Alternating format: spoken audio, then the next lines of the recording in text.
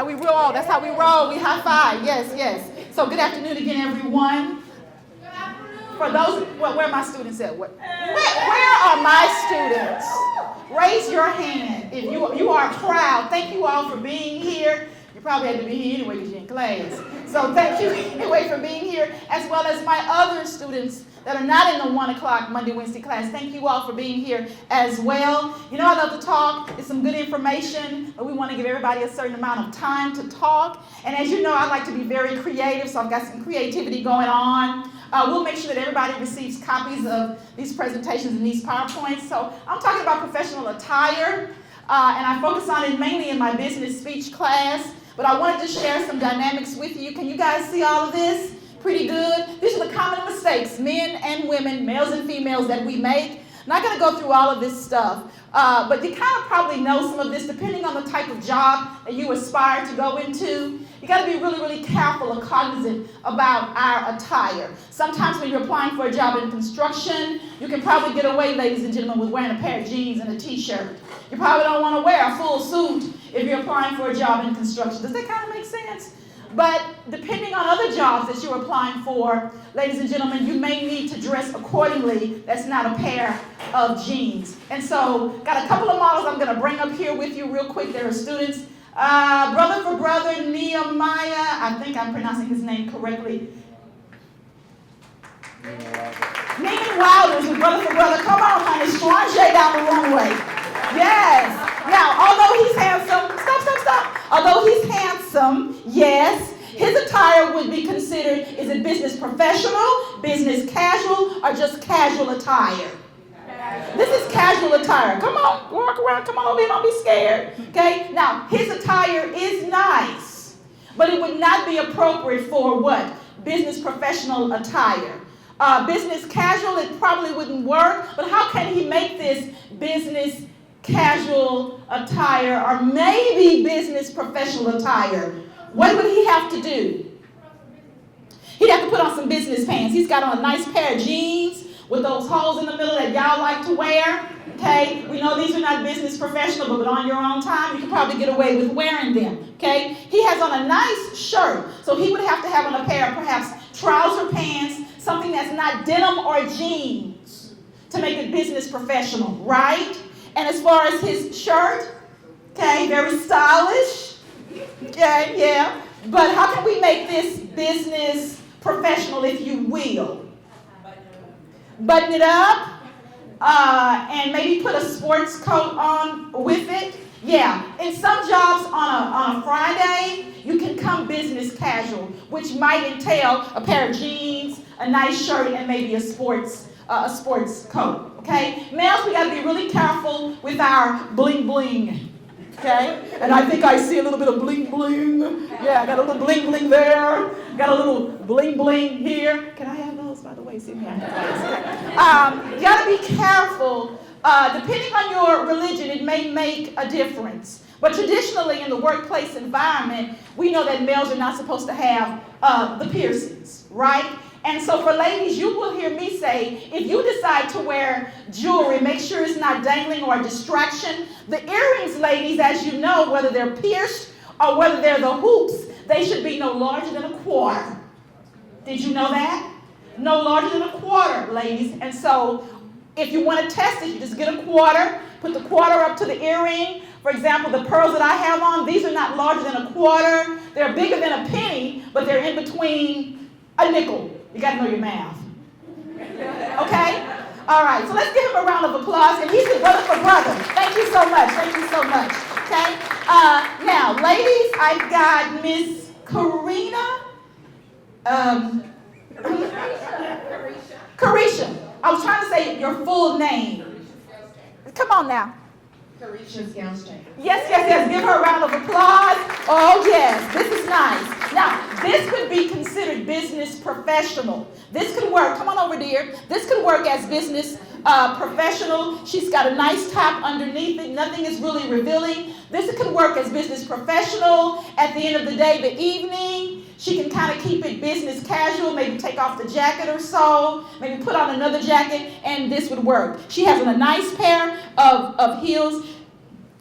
We're going to talk because I want them heels after this is over. Okay? Okay. Y'all confiscate. Yes.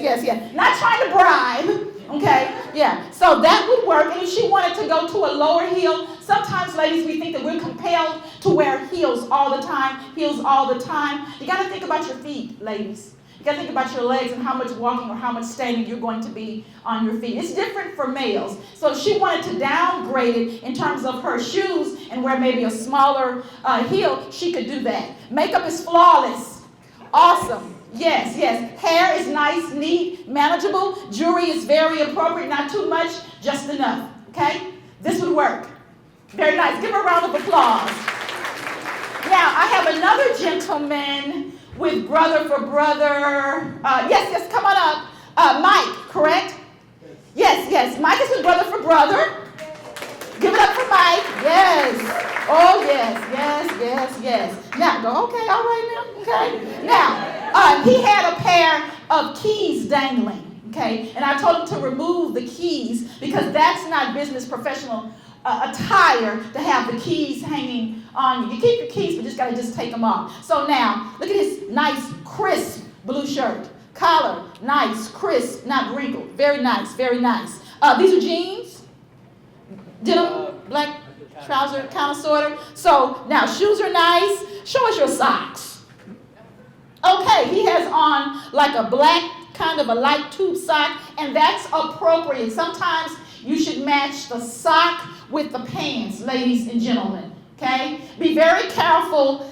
Forgive me, my husband. I love my husband dearly. But white tube socks with a suit ain't appropriate.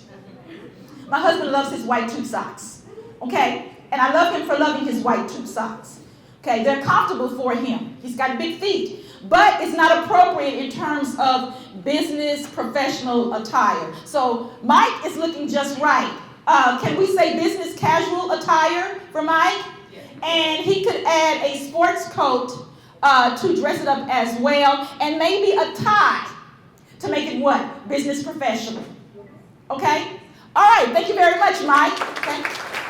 Now, I have a young man, Frankie, if you will. Frankie is with the International Club here on campus. Oh, yes. Do I have to tell you? What did you say, dear?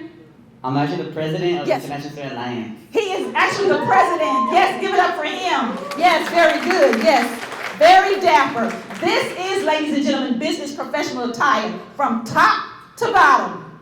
Top to bottom. Nice and crisp. Nice shirt, nice collar, nice tie, very fitting. If he's eating at a restaurant, he can have the tie tucked in, or sometimes what males will do when they wear a tie, you flip it over so that when you're eating and bending over a little, the tie does not protrude in your food and all the spaghetti sauce and the Whataburger is on your tie.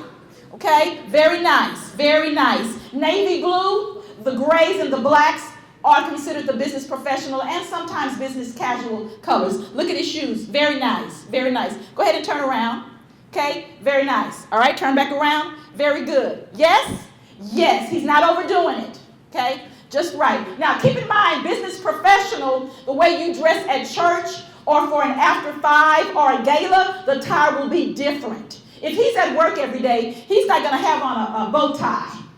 Okay? That might change the occasion, but he's business professional. Okay? Very good. Thank you so much. I think I've got one young lady left, Miss Teresa, who is in my business speech class. Miss Teresa Wynn. Where is she? Okay, Miss Teresa, come on up. Miss Teresa's a little shy. Miss Teresa is a veteran. We love our veterans. Thank you for your service.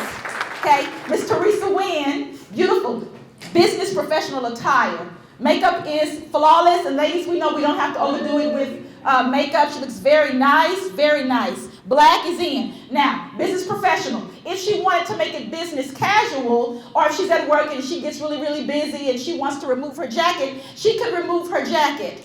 Okay, depending on the type of work place environment that she's enrolled in. Oh, there she goes. She's holding that jacket like I am in charge.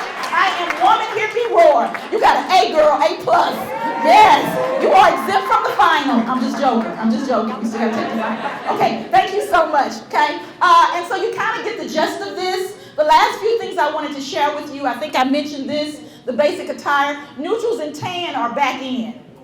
Okay, sometimes you have to wear the shoes, the pantyhose, ladies, that fit your complexion, ladies. Now, I know about pantyhose, ladies, that sometimes we don't like to wear pantyhose.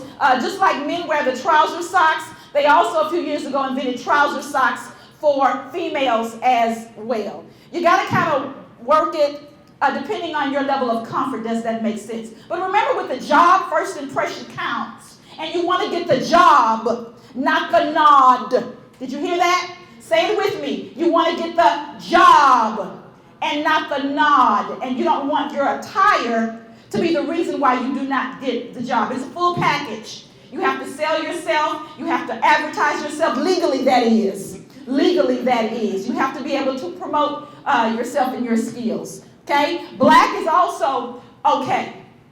Be careful with all red and some other colors. Red symbolizes a lot of meanings. Passion. Red symbolizes power. To some potential employers, it may be too much. Wait till you get the job, and then you can wear that red and some of the other colors. Okay?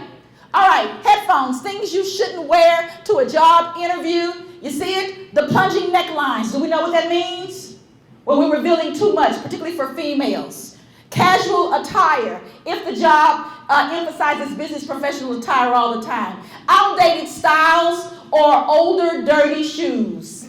You can always go to Walmart, maybe a dollar store, and get you some of that shoe shine and polish up your shoes. My grandmother might tell you, spit on it, dust it off. Or some people will tell you, get some Vaseline, and it can bring back your shoes to life. Be very careful with that, depending on the type of shoe and the texture of the shoe.